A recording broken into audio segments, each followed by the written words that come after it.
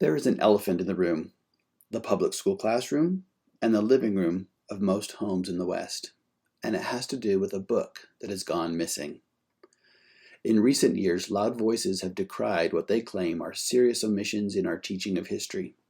What none of them realize, or perhaps simply ignore or deny, is that one single book is most responsible for the rights we demand, the prosperity and advancements we cherish, and the freedoms we often take for granted. And that one single book has long been removed from our teaching of history and civics, and it shows.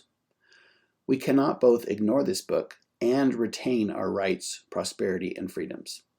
Any other books or ideas we want to add to the curriculum must first get in line behind this one. This one book, in fact, holds the key to the progress those loud voices yearn for. I'm Gary Arnell, and this is Culture Stack.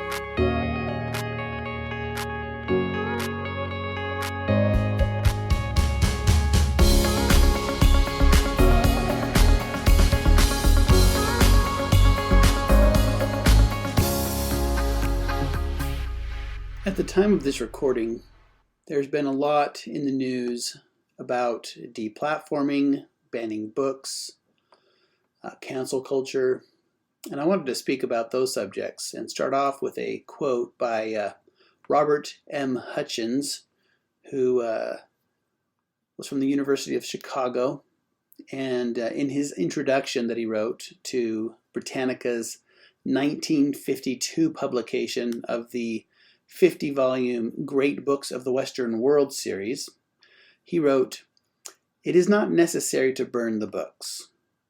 All we have to do is leave them unread for a few generations." And those words may sound familiar. They're paraphrased at the front of Ray Bradbury's classic on censorship, Fahrenheit 451, which he published the following year. The specter of book burning, or banning rather, erupted into popular consciousness again last week with a Tennessee County School Board's 10-0 decision, unanimous, to eliminate the graphic novel Mouse from its middle school curriculum because it contains objectionable language and nudity. Sales of the book on Amazon subsequently skyrocketed, making it the number 3 bestseller in fiction. And an online furor ensued over what opponents denounced as yet another effort to hide uncomfortable parts of history. Much of the attention was focused on actions in red states and by conservative parents. If you look at the Google results on that ban, they largely discuss conservatives, Republicans, red states. And to its credit, the New York Times pointed out that the situation isn't isolated to just one side of the political spectrum. They reported that in Mukilteo School District in Washington State, which happens to be about 60% Democrats, the school board voted to remove To Kill a Mockingbird, which had been voted the best book of the past 125 years in a survey of readers conducted by the New York Times Book Review. Removed from the 9th grade curriculum at the request of staff members. Their objections included arguments that the novel marginalized characters of color, celebrated white saviorhood, and used racial slurs dozens of times without addressing their derogatory nature. Now, technically, of course, none of these books are really being banned, not in the governmental sense. They're simply being removed from required reading lists in schools, or in extreme cases from an isolated school library. They are, however, readily available for purchase online and at local public libraries. The debate over curriculum and what to include and exclude has become increasingly contentious in just the past few years. Some voices accuse parents or educators of wanting to whitewash history or omit the dark and painful aspects of our past. Much attention has been focused on parental rights versus the state's interest in providing a broad education. After all, it was none other than John Locke, in his seminal Second Treatise on Government, who articulated the duty and right of parents to, quote, inform the minds of their children. This is what he said. The power, then, that parents have over their children arises from that duty which is incumbent on them to take care of their offspring during the imperfect state of childhood, to inform the mind and govern the actions of their yet ignorant nonage, till reason shall take its place and ease them of that trouble, is what the children want, and the parents are bound to. For God, having given man an understanding to direct his actions, has allowed him a freedom of will and liberty of acting, as properly belonging thereto, within the bounds of that law he is under. But whilst he is in an estate wherein he has not understanding of his own to direct his will, he is not to have any will of his own to follow. He that understands for him must will for him too. He must prescribe to his will and regulate his actions. But when he comes to that estate that made his father a freeman, the son is a freeman too. End quote. And yet, on the other hand, it was Aristotle who said, quote, legislators make the citizens good by forming habits in them, end quote. Though there is much to say about what is meant by make and what is meant by good. I suspect most Americans favor a broadly inclusive view of what must be read by citizens in a free country, while also favoring caution and judgment about what materials should be introduced at what age. As a STEM professional, I think our K-12 standards focus far too much time on, say, certain minutiae of mathematics that virtually no student will ever use, and glaringly exclude core concepts of history and philosophy that are essential to citizenship, that is, to every single student. Liberty for the common man and woman is an historical aberration. An open and vigorous exchange of ideas is essential to maintaining the freedoms that, quote, cost oceans of blood and treasure to win. That was James Otis, about 10 years before the Declaration of Independence was written. He said that. Our anemic approach to history, the spirit of book banning, the moves to deplatform content creators, and the cancel culture in our broader society that has snowballed in the past few years are counterproductive to that end. Hutchins, who I quoted earlier, had this to say, quote, the tradition of the West is embodied in the great conversation that began in the dawn of history and that continues to the present day. Whatever the merits of other civilizations in other respects, no civilization is like that of the West in this respect. No other civilization can claim that its defining characteristic is a dialogue of sorts. No dialogue in any other civilization can compare with that of the West in the number of great works of the mind that have contributed to this dialogue. The goal toward which Western society moves is the civilization of the dialogue. The spirit of Western civilization is the spirit of inquiry. Its dominant element is the logos. Nothing is to remain undiscussed. Everyone is to speak his mind. No proposition is to be left unexamined. The exchange of ideas is held to be the path to the realization of the potentialities of the race, end quote.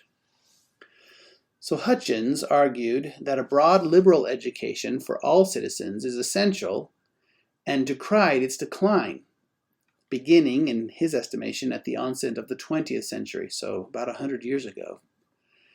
He cited it as the cause of the, quote, headlong plunge into the abyss that Western civilization seems to be taking, end quote, and warns that, quote, the disappearance of great books from education and from the reading of adults constitutes a calamity, end quote.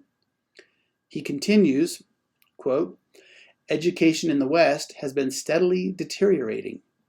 The rising generation has been deprived of its birthright. The mess of pottage it has received in exchange has not been nutritious. Adults have come to lead lives comparatively rich in material comforts and very poor in moral, intellectual, and spiritual tone, end quote. The result, Hutchins laments, is a citizenry that, quote, assumes that we can leave all intellectual activity and all political responsibility to someone else and live our lives as vegetable beneficiaries, of the moral and intellectual virtue of other men. The trouble with this assumption is that, whereas it was once possible and even compulsory for the bulk of mankind, such indulgence now, on the part of anybody, endangers the whole community. Vegetable beneficiaries. That one hurt. The antidote, Hutchins pointed out, is that, quote, reading and understanding great books will give the reader a standard by which to judge all other books, end quote. He then goes on to warn that, quote, the reduction of the citizen to an object of propaganda, private and public, is one of the greatest dangers to democracy. The reiteration of slogans, the distortion of the news, the great storm of propaganda that beats upon the citizen 24 hours a day, all his life long, means either that democracy must fall a prey to the loudest and most persistent propagandists, or that the people must save themselves by strengthening their minds so that they can appraise the issues for themselves, end quote. Now, everything I shared so far by Hutchins was written 70 years ago, in 1952, when the amount of information and the number of voices the regular citizen was exposed to was minuscule compared to today. How much more applicable are his words now? Let's now turn our attention to two inconvenient, or at least uncomfortable, truths. First, both sides of the political spectrum appear to struggle with participating in and allowing the full-throated debate required to perpetuate a liberal democracy. How many of us have read Mauss, or for that matter, Plato, Aristotle, Montesquieu, Locke, Gibbon, Marx? How many of us have discussed their ideas with our peers or with our children? Might it be more advisable to read and discuss more instead of insisting that ideas we disapprove of be made less available? Secondly, and this is really the whole point of this podcast, there's one book that more than any other is foundational to Western democracy and yet is taught in few of our classrooms. The Judeo-Christian Bible is where our present notions of human dignity, human rights, self-evident truths, natural law, equality theory, due process, jurisprudence, and even science come from.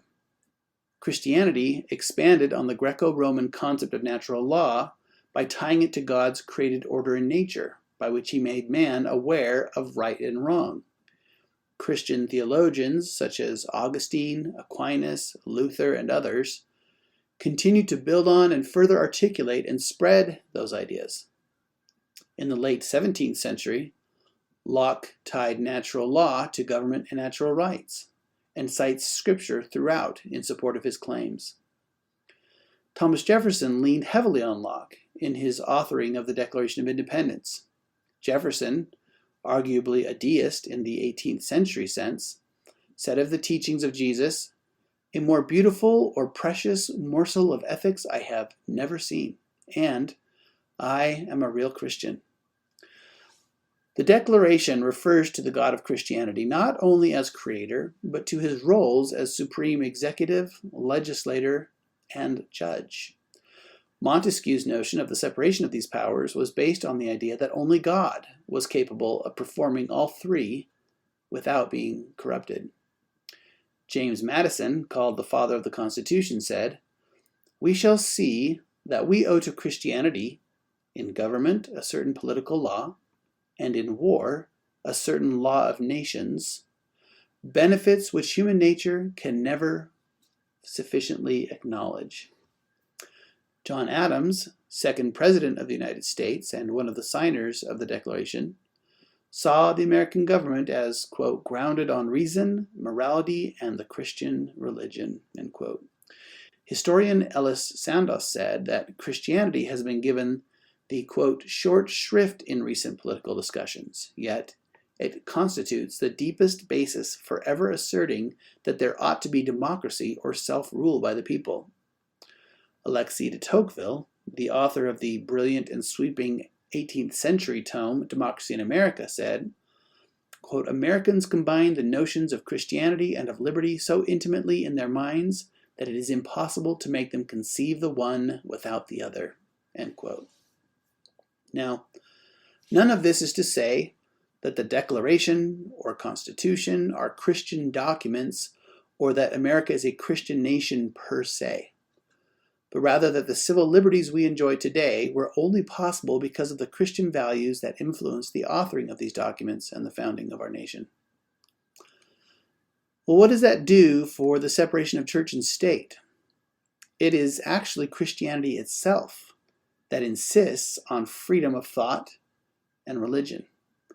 In Locke's A Letter Concerning Toleration, he states that, quote, "Toleration is the chief characteristic mark of Christianity," end quote, and that, quote, "the toleration of those that differ from others in matters of religion is so agreeable to the gospel of Jesus Christ that it seems monstrous for men to be so blind as not to perceive the necessity and advantage of it in so clear a light," end quote. Locke continues, quote, "I esteem it above all things necessary to distinguish exactly the business of civil government from that of religion, and to settle the just bounds that lie between the one and the other. If this be not done, there can be no end put to the controversies that will always be arising between those who have, or at least pretend to have on the one side, a concernment for the interest of men's souls, and on the other side, a care for the commonwealth," end quote. So we see that the separation of church and state is both impossible and essential. Impossible in that our moral foundations always dictate our political structures. Essential in that Christianity relinquishes any insistence on coercion as the means to convince men and women how they should live or govern. If the Bible is so important, why then did Hutchins and the rest of the University of Chicago faculty, who selected the 50-plus volumes of the great books of the Western world, not include the Bible? To this, Hutchins responded, quote, "Readers who are startled to find the Bible omitted from the set will be reassured to learn that this was done only because Bibles are already widely distributed, and it was felt unnecessary to bring another, by way of this set, into homes that had several already. References to the Bible are, however, included and under the appropriate topics in the 2,400-page Syntopticon, which is a topical index in 2 volumes, end quote. It bears repeating that the notions of personal freedoms and individual liberty are heavily influenced by Christianity. Malcolm Muggeridge, the socialist English journalist who converted to Christianity, stated, quote, "We must not forget that our human rights are derived from the Christian faith," end quote. Without that foundation, rights must necessarily be granted by the state, and the state can take them away. Christianity's influence is not limited to the West's political institutions. In his foreword to Alvin J. Schmidt's How Christianity Changed the World, which I highly recommend, Paul L. Mayer, professor of ancient history at Western Michigan University, said this, quote, "Even knowledgeable believers will be amazed at how many of our present institutions and values reflect a Christian origin. Not only countless individual lives, but civilization itself was transformed by Jesus Christ. In the ancient world, his teachings elevated brutish standards of morality, halted infanticide, such as the throwing of unwanted babies into lakes and latrines, enhanced human life, emancipated women, abolished slavery, inspired charities and relief organizations, created hospitals, and established orphanages and founded schools. In medieval times, Christianity almost single-handedly kept classical culture alive through recopying manuscripts, building libraries, moderating warfare through truce days, and providing arbitration. It was Christians who invented colleges and universities, dignified labor as a divine vocation, and extended the light of civilization to barbarians on the frontiers. In the modern era, Christian teaching, properly expressed, advanced science, instilled concepts of political and social and economic freedom, fostered justice, and provided the greatest single source of inspiration for the magnificent achievements in art, architecture, music, and literature that we treasure to the present day." End quote. Mayer points out that even our vaunted, quote, "secular morality could hardly have been possible without a prior Judeo-Christian ethic that influenced generation after generation," end quote. He concludes, quote, "No other religion, philosophy, teaching, nation, movement, whatever, has so changed the world for better as Christianity has done," end quote. And yet, how many of our public schools incorporate the Bible in their teaching of history and civics? It has effectively been banned by being removed from the curriculum almost universally, left unread. This omission is anything but benign.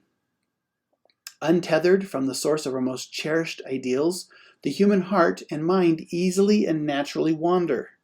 Unfamiliar with how many iterations of the civilization game have already been played, we are guaranteed to repeat old errors and pay again the price paid by previous generations to learn lessons we are discarding. I'm reminded in the Marvel universe where Doctor Strange has to go through, I don't remember how many iterations, millions of iterations, to find the one solution that would beat Thanos. You remember that? And it's as though humanity has had to do the same thing with civilization.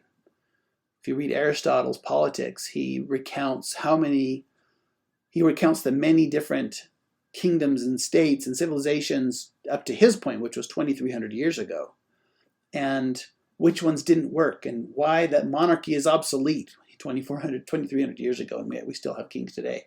Why monarchy is obsolete, what the problem with oligarchy is, what the problem with democracy is, and he just goes through step by step each of these different types of states and what they tried and what worked and what didn't.